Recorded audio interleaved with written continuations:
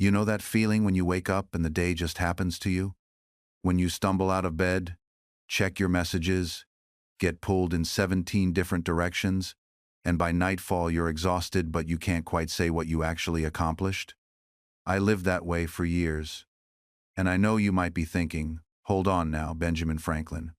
Weren't you the fellow who invented the lightning rod and helped birth a nation and published all those almanacs? Yes, that was me. But I'm going to tell you something that might surprise you. None of that happened because I was special. None of it happened because I was born with some magical gift that you don't have. It happened because one evening, when I was 20 years old, sitting alone in my small printing shop in Philadelphia, I made a decision that changed everything. I was tired, bone tired. Not just physically, though I'd been working since dawn. I was tired of myself. Tired of making the same mistakes over and over. Tired of knowing what I should do but not doing it. Tired of going to bed feeling like I'd wasted another day. Have you ever felt that? That deep frustration with yourself? I looked around my shop that night, and I realized something that hit me like a punch to the stomach. I was my own worst enemy. Not the competition, not my circumstances, not my lack of education, because Lord knows I barely had any formal schooling. It was me, my habits, my patterns, the way I kept doing the same foolish things day after day and expecting different results. So I sat down with a piece of paper and a candle, and I asked myself a question that would become the foundation of everything I ever achieved. The question was this: what if I could design myself? What if I could take this flawed, imperfect, often foolish young man and actually reshape him deliberately the way a craftsman shapes a piece of wood or a blacksmith shapes hot iron? Not overnight. Not through some burst of willpower or moment of inspiration that fades by morning, but slowly, carefully, one small habit at a time. That night, I created something I called my system of virtues. Now, I know what you're thinking. Virtues. That sounds old-fashioned. That sounds preachy. That sounds like something your grandmother would needlepoint on a pillow. But stay with me here, because what I'm about to share with you isn't about being perfect or holy or better than anyone else. It's about something much more practical and much more powerful. It's about taking control of your own life, your own character, your own destiny, one day at a time. You see, I wasn't born virtuous. Nobody is. When I was a young man in Boston, then Philadelphia, I was ambitious, yes, but I was also brash, arrogant, opinionated, and frankly, a bit insufferable. I thought I was the smartest person in every room, and I made sure everyone knew it. I'd argue with anyone about anything, always needing to prove I was right. I'd mock people who disagreed with me, make them feel small just to elevate myself. And you know what happened? People despised me. They avoided me. Even when I had good ideas, valuable insights that could help them, they rejected them simply because they came from me. I was my own worst enemy, sabotaging my success with my character flaws. That's when it hit me, around age 20. I realized that all my book learning, all my clever arguments, all my intellectual abilities meant nothing if I couldn't get along with people, if I couldn't control my own impulses, if I couldn't be the kind of person others trusted and respected. So I decided to do something radical. I decided to systematically rebuild my character from the ground up, not through prayer alone, though I believed in that. Not through mere good intentions, though those mattered too, but through a practical, measurable system that would force me to confront my failings every single day. I identified 13 virtues that I wanted to master. 13 character traits that, if I could genuinely embody them, would transform me into the person I wanted to become. Now, I could have just written them down and hoped for the best. I could have made a New Year's resolution and forgotten about it by February. But I knew myself better than that. I needed structure. I needed accountability. I needed a method that would work with human nature, not against it. So here's what I did, and here's what you can do too. I created a little book, small enough to carry in my pocket. In it, I made a chart for each virtue, 7 columns for the 7 days of the week, 13 rows for tracking my progress. Each week, I focused intensely on just one virtue. Not all 13 at once, that would be overwhelming, just one. I'd mark each day I succeeded with a clean page, and each failure, well, that got a mark too. A small black spot. You'd be surprised how motivating it is to see those pages stay clean. It becomes almost a game with yourself. How long can I keep temperance unmarked? How many days can I maintain silence without speaking unnecessarily? After 13 weeks, I'd start the cycle over. 4 complete cycles in a year. And here's what fascinated me. As I got better at one virtue, it made the others easier. Temperance helped with resolution. Silence helped with order. They built upon each other like bricks in a wall, each one supporting the next.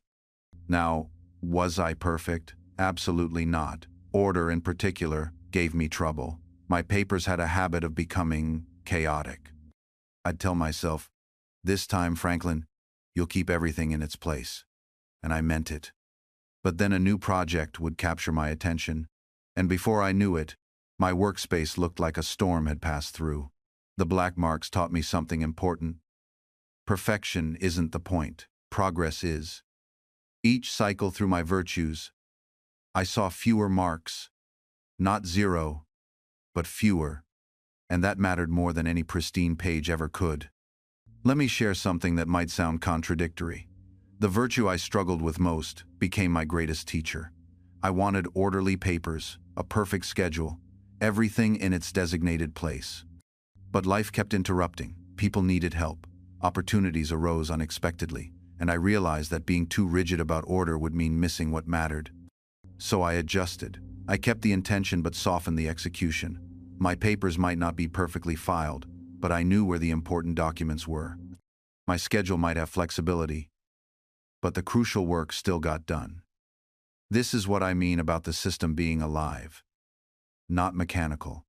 You see, here's the deeper truth I discovered. These virtues weren't about becoming some ideal person. They were about becoming more conscious, more awake to my own patterns. Before the chart, I'd waste hours without realizing it. I'd speak thoughtlessly, eat mindlessly, spend carelessly.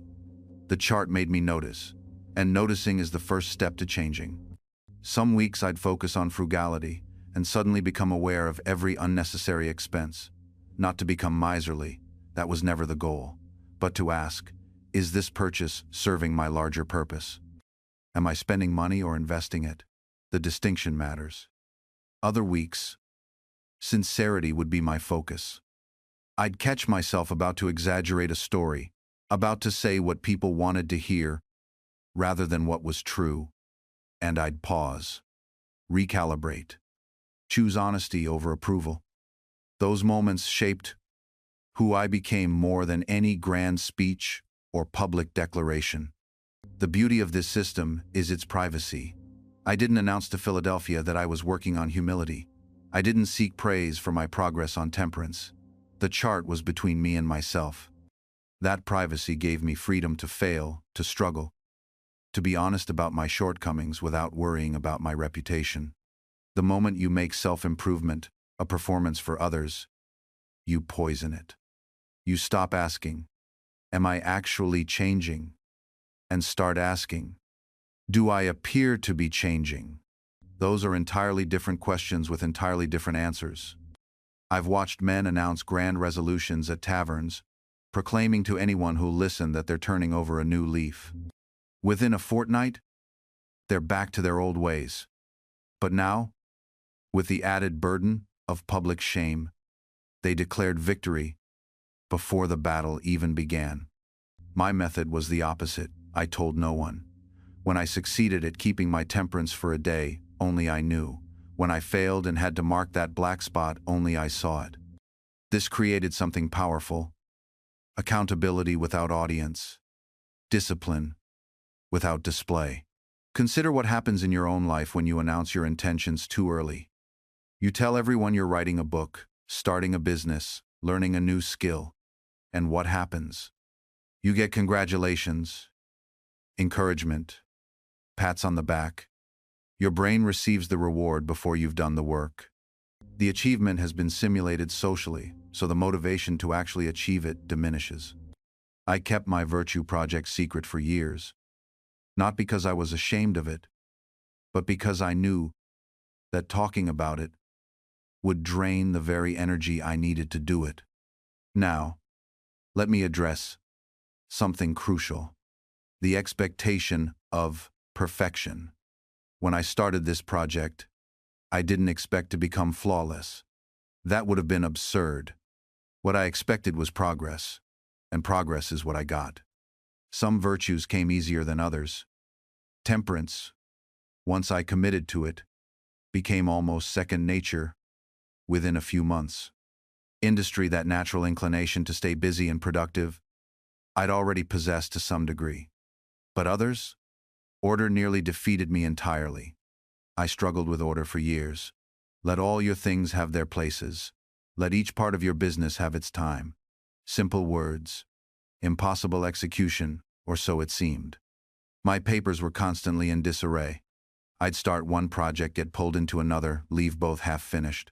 My workshop looked like a storm had passed through it. The black marks in that column multiplied like rabbits. Week after week, failure after failure. There were moments I considered abandoning order altogether, telling myself it simply wasn't in my nature. Some men are organized, others aren't. Perhaps I was just one of the creative chaos types. But here's what I learned. The virtue I struggled with most was probably the virtue I needed most. My disorganization wasn't just a personality quirk. It was costing me time, money, and opportunities. I'd miss deadlines because I forgot about them. I'd lose important documents and have to recreate work I'd already done. My inefficiency was a tax I paid every single day. So I stayed with it. I didn't master order, not completely, not even close, but I got better. I developed systems. I created specific places for specific items. I built routines for starting and ending my workday. Were there still chaotic moments? Absolutely. Did papers still go missing?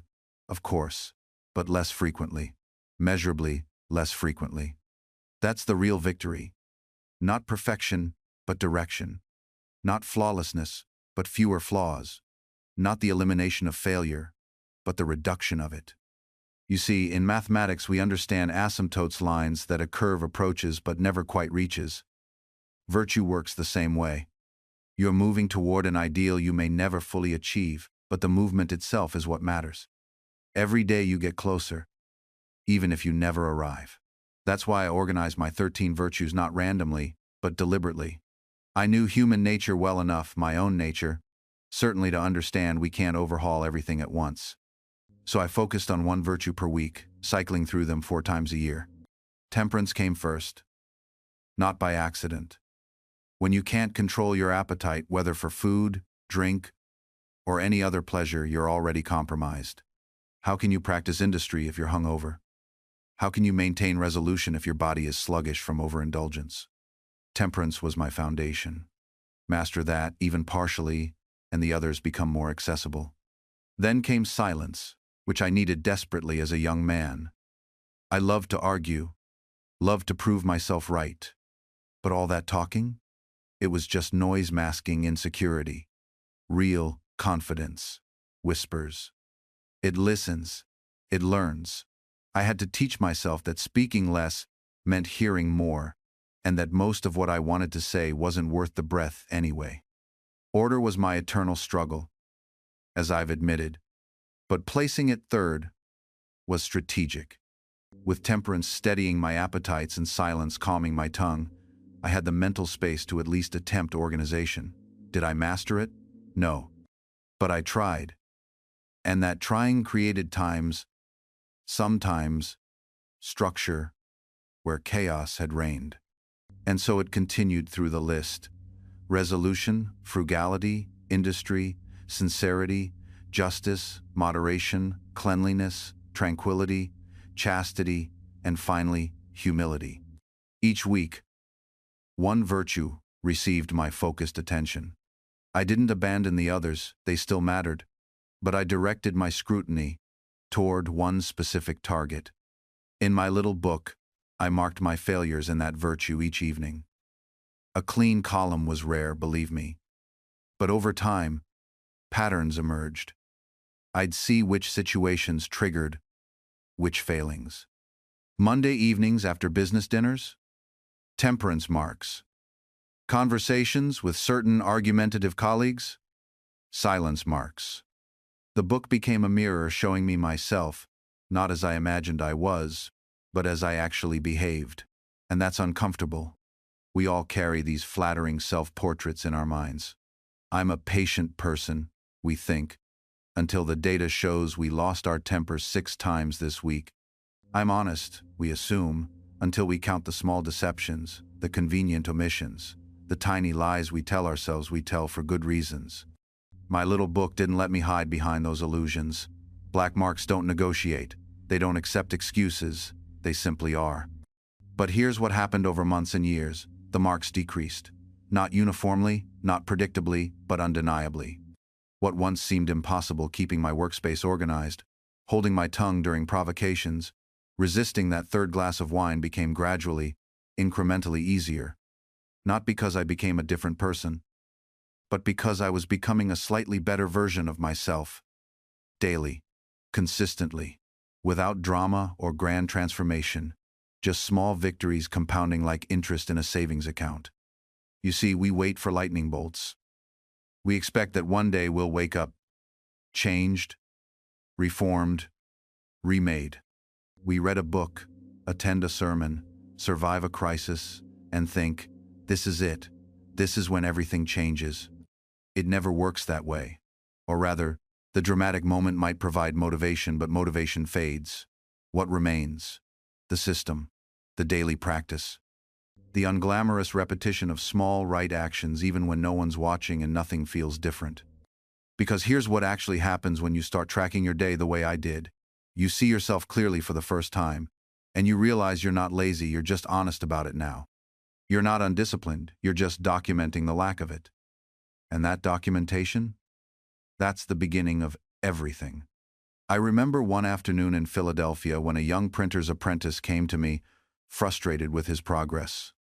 "Mr. Franklin," he said, "I work hard, but I'm getting nowhere." I asked him to show me his schedule. He couldn't. He had no schedule.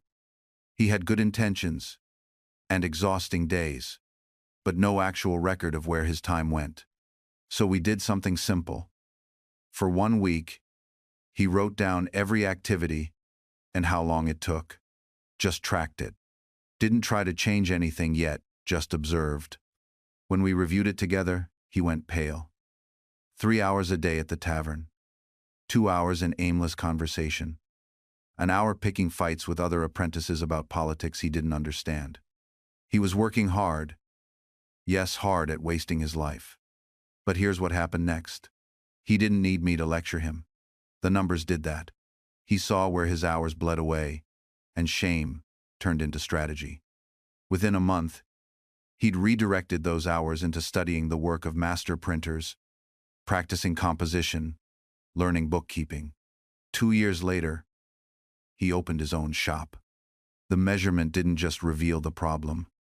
It created accountability that felt like it came from within, rather than from some external authority he could resent or ignore.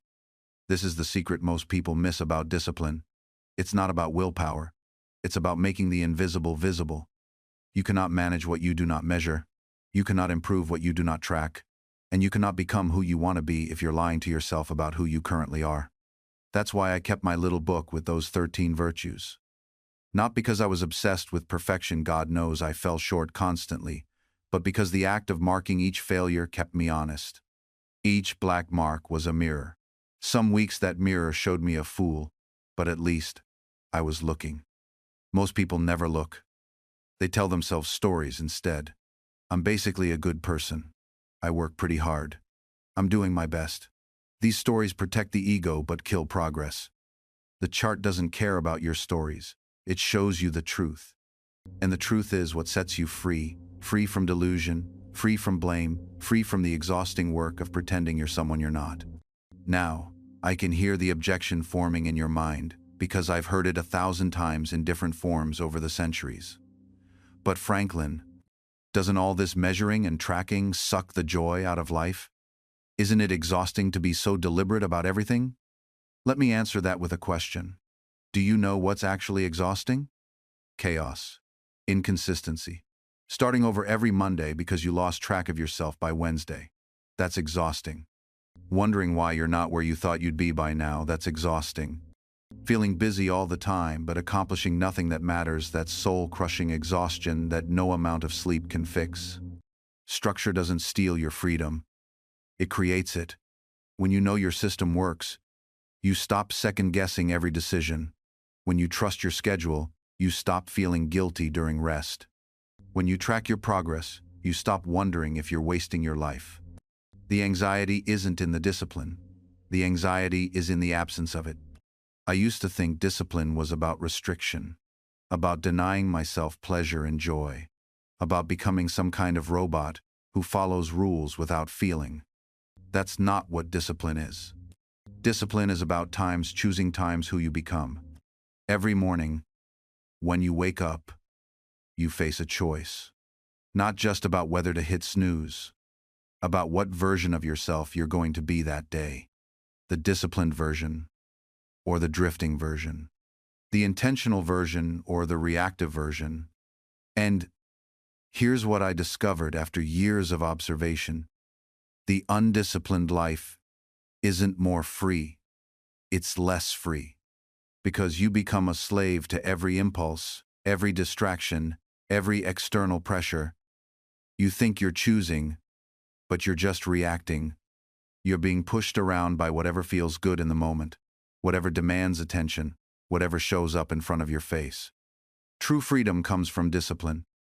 From the ability to say, this is who I am, this is what matters to me, and I will act accordingly, regardless of how I feel in this particular moment. I see people who want to write books but never write, who want to be healthy but never exercise, who want deep relationships but never make time for the people they love. They're not lazy. They're just waiting to feel like doing these things. But feelings follow action more often than action follows feelings. You don't wait to feel motivated. You act, and motivation arrives after you've started. You don't wait to feel disciplined. You behave with discipline, and the identity follows. This is why starting is always the hardest part. That first week at the gym when your body aches and you feel ridiculous. That first hour of writing when every word feels forced. That first attempt at meditation when your mind won't stop racing. You're not bad at it. You're just building the neural pathways. You're training your brain to recognize this new pattern as normal, as part of who you are. And every time you follow through when you don't feel like it, you're casting a vote for that new identity. You're proving to yourself that you're the kind of person who does hard things, who keeps promises to themselves, who lives by their values instead of their moods. I remember the day I realized I'd become a disciplined person. Not because I woke up feeling motivated, because I woke up, felt like absolute garbage, and did my morning routine anyway, without drama, without negotiation. Just did it. That's when I knew the discipline had become part of me. It wasn't something I had to force anymore. It was just what I did, like breathing. But getting there required hundreds of small choices, hundreds of moments where I didn't feel like it and did it anyway. Where the easy option was right there, shining and available, and I chose the harder path because it aligned with who I wanted to become. And this is crucial. Discipline without purpose is just punishment. You have to know why you're doing this, what you're building toward, what version of yourself you're trying to create.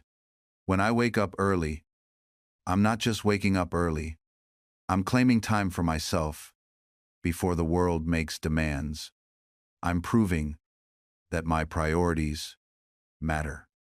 I'm creating space for the work that means something. When I stick to my routines, I'm not just following arbitrary rules.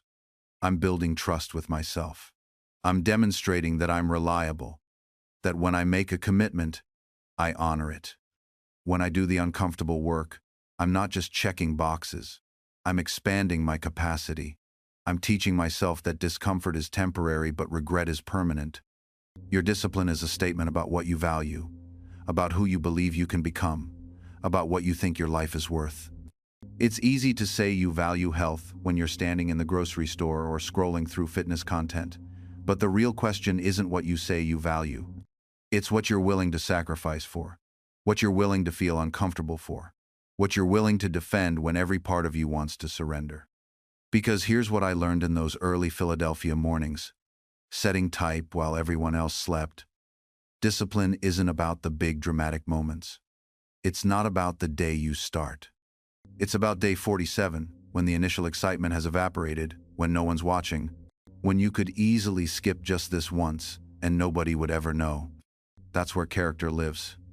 In the space between what you said you'd do and what you actually do when it's hard. I think about the printing business I built. People see the success, the publications, the influence, the prosperity. They don't see the 1,000 nights I stayed up reconciling accounts when I wanted to sleep. The deals I walked away from because they compromised my standards. The customers I fired because they didn't respect my time. Every instance of discipline is a negotiation with your future self. You're making a trade, temporary discomfort now for compound benefits later. And most people are terrible negotiators with themselves. They sell out their future for the smallest immediate comfort. You know what changed everything for me? I stopped making discipline about willpower and started making it about identity.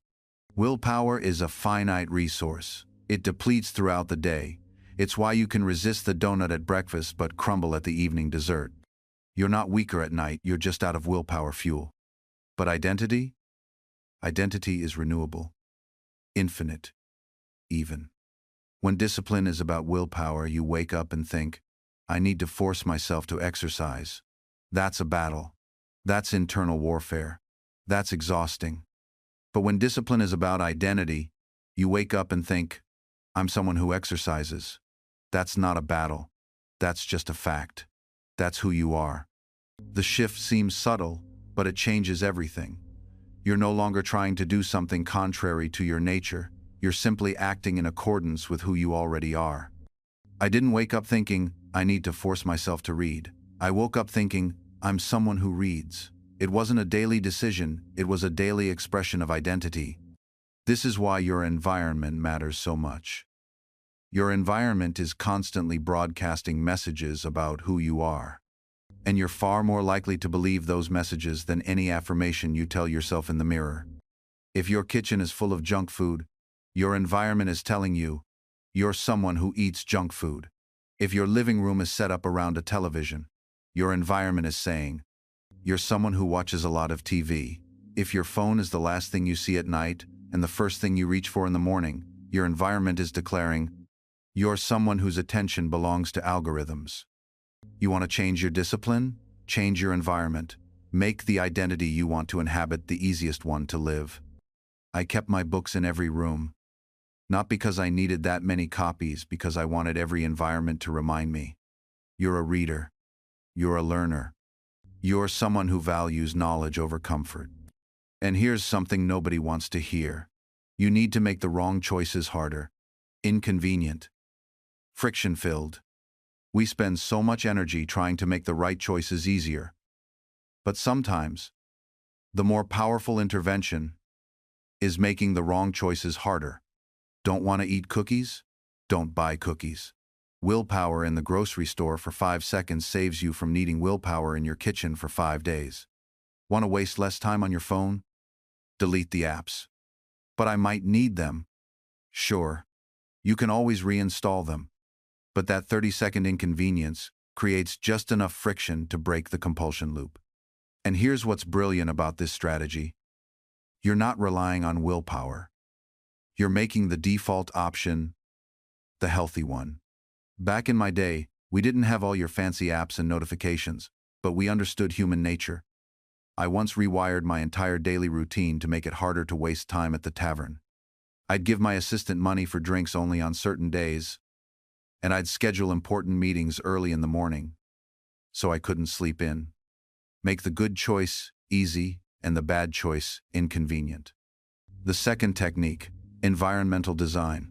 Your physical space is either working for you or against you. Right now, it's probably working against you. Think about it. Where do you keep your phone at night? If it's on your nightstand, you've essentially placed a slot machine next to your pillow. You're going to reach for it the moment you wake up, and that first hit of dopamine sets the tone for your entire day. You start the morning reactive instead of proactive. Move it across the room. Better yet, charge it in a different room entirely. Get yourself one of those old-fashioned alarm clocks. Yes, they still make them. I used a sundial and a rooster, so you can manage with a $12 clock from the drugstore. And here's the thing about that simple change. It doesn't just prevent the morning scroll, it changes your entire morning sequence. When you have to physically get out of bed to turn off your alarm, you're already up, you're already vertical. The hardest part of starting your day is done. Now you can brush your teeth, drink some water, maybe do some actual thinking before you hand your attention over to Silicon Valley's persuasion engineers. The same principle applies to your workspace. If you work from home, where's your phone while you're working? If it's on your desk, face up, you're not working in a focused environment. You're working in a distraction factory that occasionally produces work. Put it in a drawer. Put it in another room. I keep hearing this objection, but what if there's an emergency? Friend, we survived thousands of years without instant communication. Your grandmother managed to raise children without being reachable every second of every day. The truth is, real emergencies are rare, and when they happen, people find ways to reach you. That text from your coworker about where to find the Q2 budget file? That can wait 20 minutes. Here's another environmental trick. Create phone-free zones in your home. The dinner table is the obvious one. The bedroom we've already covered. But consider the bathroom. Yeah, I see you. You know exactly what I'm talking about. That quick bathroom break that somehow turns into a 15-minute social media safari. Your bathroom trips don't need content. Trust me, humanity managed that particular activity just fine for millennia without entertainment. And speaking of mealtimes, let's talk about the sacred art of eating without scrolling. When's the last time you actually tasted your food? Not just shoveled it in while watching videos, but actually paid attention to the flavors, the textures, the experience of eating? We've turned meals into background activities that happen while we consume content. It's backwards. The meal should be the main event. Your attention should be on the food, on the people you're with, or if you're alone, on your own thoughts. Revolutionary concept, I know. This isn't about being precious or mindful or any of that wellness culture nonsense. It's about being present for your own life. Every meal you eat while staring at a screen is a meal you didn't actually experience. You were somewhere else, in the digital space, while your body was going through the motions of eating. I spent 73 years eating every meal with full attention, mostly because I had no choice, but also because I understood something fundamental. Life is short. Every experience counts. Why would I waste the experience of a good meal by not paying attention to it? The third technique, and this one's controversial, schedule your worry time. You keep checking your phone because you're anxious. Anxiety is the engine that drives compulsive behavior. You're worried you'll miss something important. You're worried about what people are saying. You're worried about staying relevant, staying connected, staying in the loop. So here's what you do. Give yourself permission to worry, but only at scheduled times. Set aside 15 minutes in the morning and 15 minutes in the evening specifically for checking all your apps, responding to messages, and catching up on whatever you think you're missing. Outside of those windows, your phone stays in another room, not on silent in your pocket, not face down on your desk, in another room entirely. The first day will feel like you've left a limb somewhere. Your hand will reach for the phantom weight in your pocket dozens of times. You'll think of perfectly reasonable excuses to go retrieve it. What if there's an emergency? What if someone needs you? What if something important happens? And here's the truth you need to hear. Almost nothing that happens in those apps qualifies as an actual emergency. Real emergencies find you through other channels. The rest? The rest is manufactured urgency designed to keep you tethered to a screen. I had my print shop, and yes, there were urgent matters that required my attention. But I didn't stand at the door waiting for every customer to arrive. I didn't check the mail slot every 5 minutes hoping for correspondence. I worked, deeply, and without interruption, trusting that truly important matters would make themselves known in due time. This brings me to the fourth principle. You need to relearn how to be alone with yourself without immediately reaching for stimulation. Because what we're really talking about here, beneath all the apps and notifications and feeds, is a complete inability to tolerate ordinary existence. You're standing in line at the grocery store, and within seconds, your hand is fishing for your phone. You're waiting for water to boil, and you're scrolling. You're sitting on the toilet, and you're consuming content. You've eliminated every single moment of mental rest from your day, every opportunity for your mind to simply wander and process and integrate all the information it's taken in. I spent hours sitting by the fire, just thinking, walking through Philadelphia, just observing, watching storms roll in over the harbor, letting my mind make connections between seemingly unrelated ideas. Those weren't wasted moments. Those were the moments when actual insight occurred, when creativity emerged, when I processed my experiences and feelings rather than just accumulating more and more input without ever digesting any of it. Your addiction has convinced you that being alone with your thoughts is boring, uncomfortable, maybe even dangerous. What if you think about something unpleasant? What if you feel anxious? What if you're just bored? So you never let yourself be bored. You never let yourself feel the natural anxiety that comes with being human. You never give your mind the white space it desperately needs to function properly. And then you wonder why you're exhausted, why you can't remember things, why you feel so scattered and overwhelmed. Start with 5 minutes. Sit somewhere comfortable, without your phone, without a book, without any input whatsoever, and just exist. Don't meditate if that feels like too much pressure. Don't try to clear your mind or achieve some Zen state. Just sit there and let your mind do whatever it wants to do. It will be uncomfortable.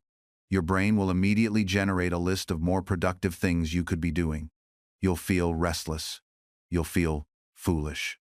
That discomfort is exactly what you need to push through, because on the other side of it is a kind of mental freedom you've completely forgotten was possible. Do this every day, and gradually increase the duration. 5 minutes becomes 10. 10 becomes 20. You'll notice that your anxiety decreases, your sleep improves, your ability to focus on difficult tasks strengthens, your creativity returns. Not because you're doing something extraordinary, but because you've stopped doing the thing that was destroying these capacities. I discovered a principle that many of my contemporaries found amusing, that the easiest way to build a new habit is not through addition, but through subtraction. When I wanted to improve my writing, I didn't add more books about writing. I removed distractions from my morning routine. When I wanted to think more clearly, I didn't seek new thinking techniques. I removed the things that clouded my judgment. The truth about boredom that no one tells you is this: it's not a problem to be solved. It's a signal to be heeded. When you feel bored in the modern world, your first instinct is to medicate that feeling immediately. Reach for the phone. Open the app. Let the algorithm decide what you should see next. But what if, just once, you sat with that boredom? What if you let it exist without rushing to eliminate it? This is where the magic happens. Not in the boredom itself, but in what emerges on the other side of it. I used to take long walks through Philadelphia with no particular destination. Sometimes people would see me and assume I was lost in profound thought about electricity or governance. The truth? Often I was just walking. No grand revelations. No eureka moments. Just the rhythm of my steps and whatever thoughts happened to arise. But here's what I noticed. The best ideas never came during the walk itself. They came later, hours later, sometimes days later. That walk had created space in my mind, a clearing where ideas could land. When you're constantly consuming, there is no clearing. Every inch of mental ground is occupied by someone else's thoughts, someone else's urgency, someone else's agenda. You are running software written by others and wondering why you can't write your own programs. The young people I mentor today often ask me, but what should I do with all that time? If I'm not on social media, what fills the hours? This question reveals how complete the capture has been. You have been convinced that time must be filled, that emptiness is waste, that any moment not optimized is a moment lost. This is precisely backwards. The most valuable moments of your life will be the ones where nothing particular is happening. The conversation that meanders, the afternoon where you accomplish nothing impressive, the hour spent watching clouds shift shape. These are not distractions from your real life. This is your real life. The frantic productivity, the constant documentation, the performance of existence for an invisible audience, that is the distraction. I'll tell you something else that troubles me. The way social media has convinced you that your life needs an audience to have meaning, that an experience unshared is somehow incomplete. You cannot simply enjoy a sunset, you must capture it, filter it, broadcast it, then check compulsively to see if others have validated your experience of beauty. This is insanity. The sunset doesn't need witnesses to exist. Your joy doesn't require verification to be real. When you place an audience between yourself and your direct experience of life, you are always performing, never present. You are the actor who's forgotten there's a difference between being on stage and being alive. I published many things in my lifetime. Pamphlets, newspapers, that almanac everyone remembers. But my most meaningful moments? Never published, never shared. They existed in the full intimacy of the present moment, unmediated and undocumented. They belonged to me and the people I shared them with, and that was enough. That was everything. End, end, end, on, end, end, end, end. Today, I watch people at concerts holding up their phones, experiencing the entire show through a screen even though they're standing right there. The performance happens in front of them, but they're watching it on a device inches from their face, recording footage they'll likely never watch again. They're not in the moment, they're documenting the moment, which isn't the same thing at all. I see couples at dinner, both scrolling through their phones, showing each other content created by strangers rather than creating their own moment together. The person sitting across from them is right there, fully present in 3 dimensions, yet they're more engaged with the flat, glowing rectangle in their palm. And I understand the impulse. I do. The internet has trained us to believe that if something isn't captured, shared, and validated by an audience, it didn't quite happen. Or at least, it didn't happen as significantly as it could have. We've outsourced our sense of reality to external validation. But here's what I learned from those pre-internet years, and what I see being lost.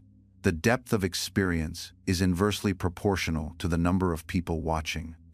The most profound moments of my life, the ones that shaped who I became, the ones I still draw strength from decades later, had no audience beyond the people directly involved.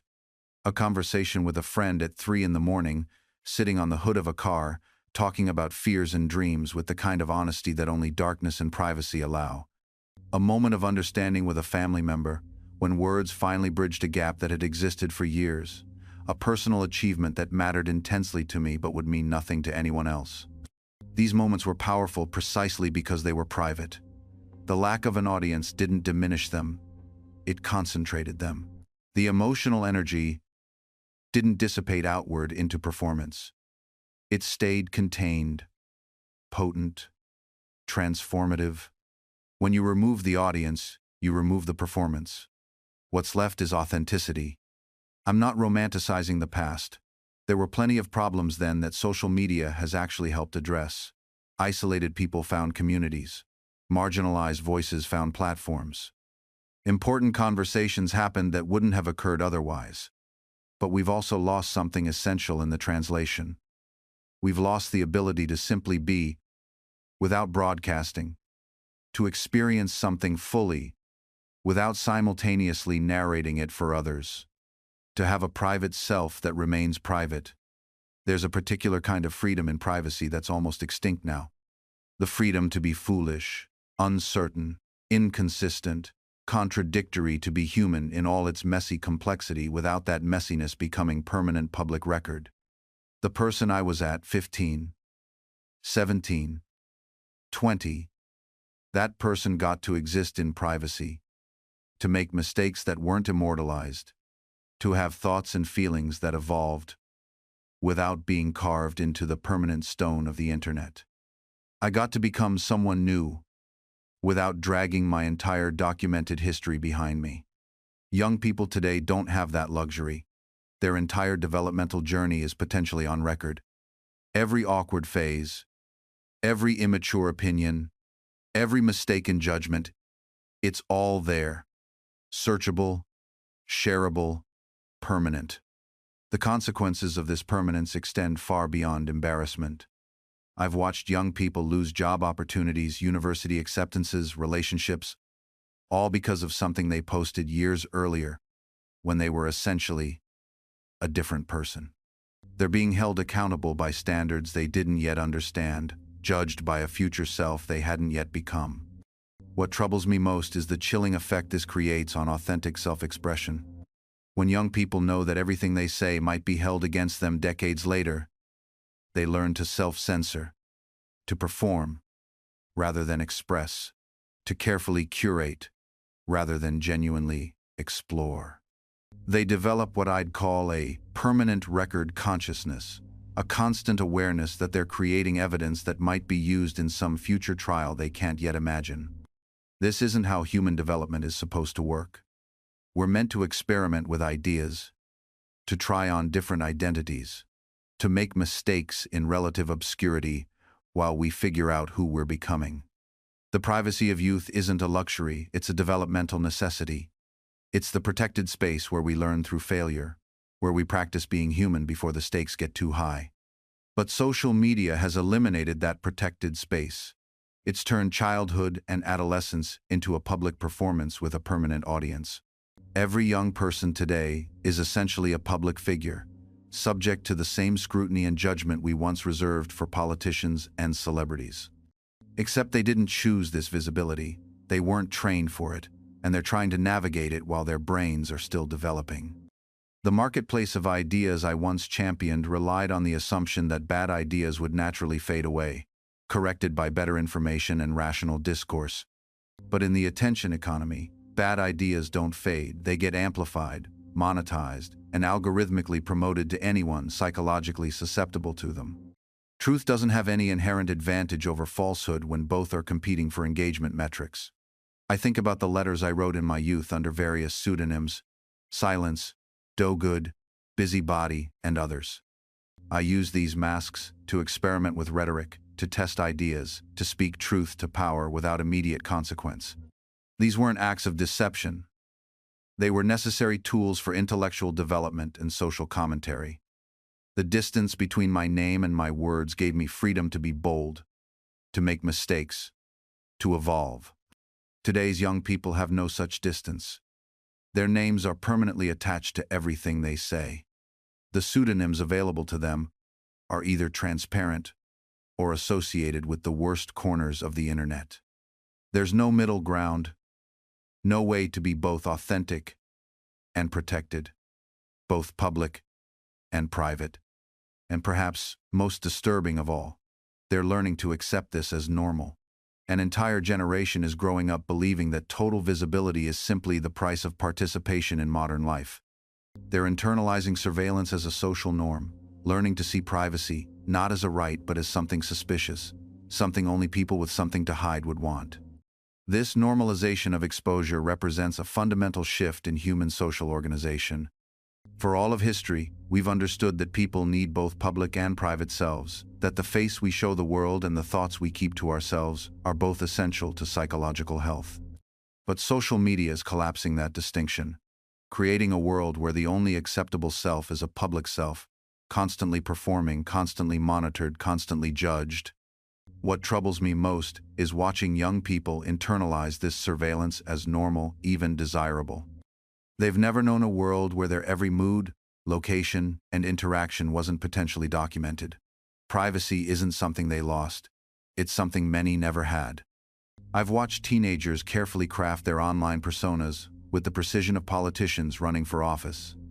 Every photo is staged, every caption workshopped, every story designed to project a specific image. They're not being authentic, they're building brands. At 14, at 12, some even younger. And here's what breaks my heart. They think this is connection. They believe that accumulating followers is the same as making friends, that collecting likes is equivalent to being loved. They've confused attention with affection, surveillance with intimacy. The psychological toll is only beginning to emerge. We're seeing epidemic levels of anxiety and depression in young people, particularly teenage girls. The data is stark and getting worse each year. Self-harm rates have skyrocketed, eating disorders have multiplied, and while social media isn't the only factor, the correlation is too strong to ignore. Research shows that girls who spend more than 3 hours daily on social media are twice as likely to experience depression. They're constantly comparing themselves to impossible standards, not just from celebrities anymore, but from their peers who've mastered the art of digital deception. Every photo they see has been filtered, edited, and curated. But their brains don't process it as performance. They experience it as evidence of their own inadequacy. The tragedy is that these platforms know this. Internal documents from major tech companies reveal they understand exactly how their products affect young users' mental health. They've studied which features are most addictive, which push people toward harmful content, which keep them scrolling despite rising anxiety. And they've chosen profit over protection.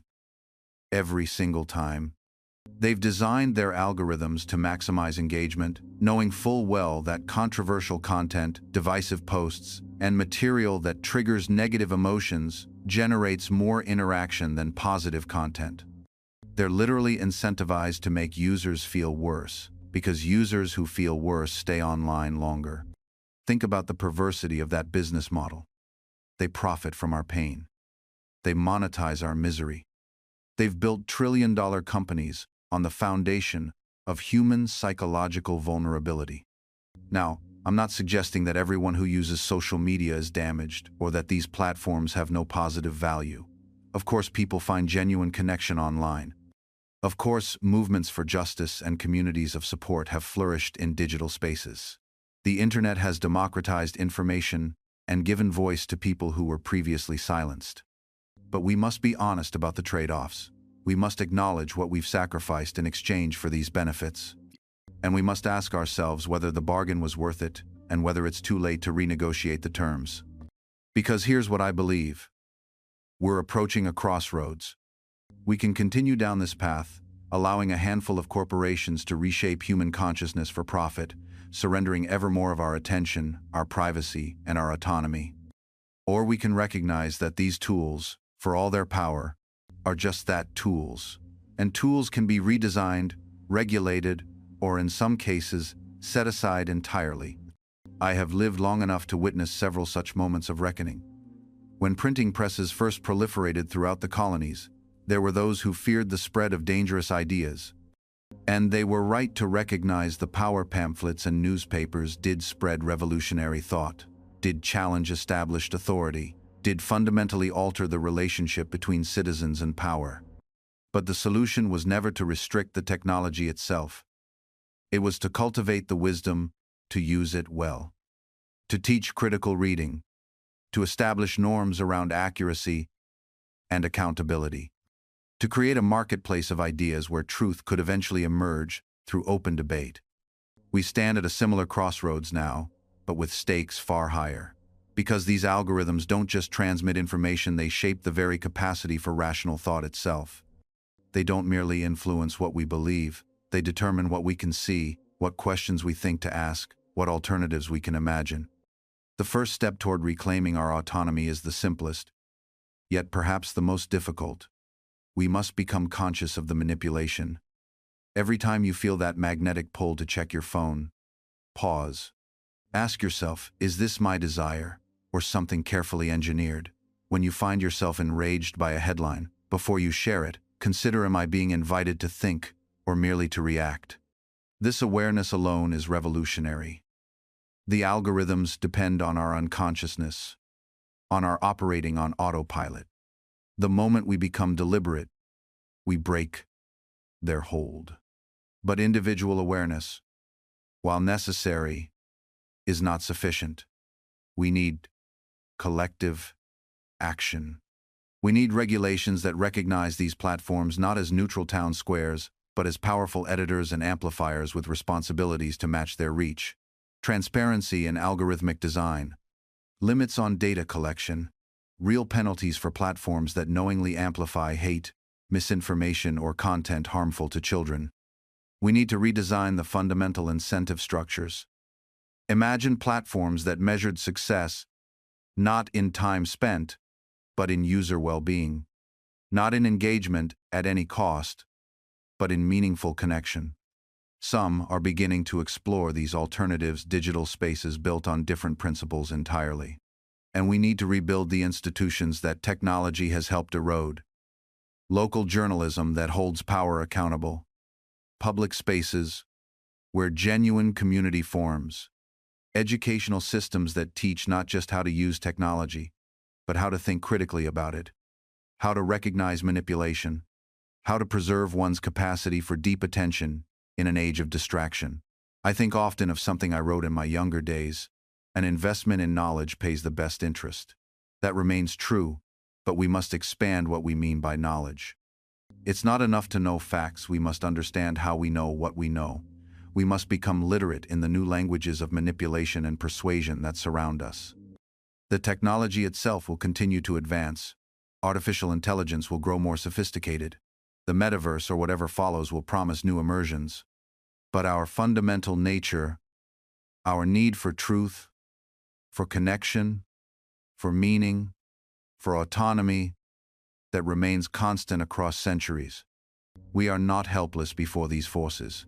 Every authoritarian system in history has ultimately depended on the cooperation of those it seeks to control.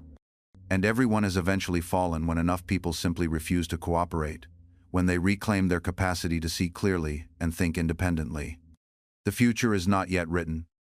It will be determined by choices we make today, tomorrow, in 1,000 small moments of resistance or surrender. Will we allow our minds to be colonized? Or will we insist on remaining sovereign over our own consciousness?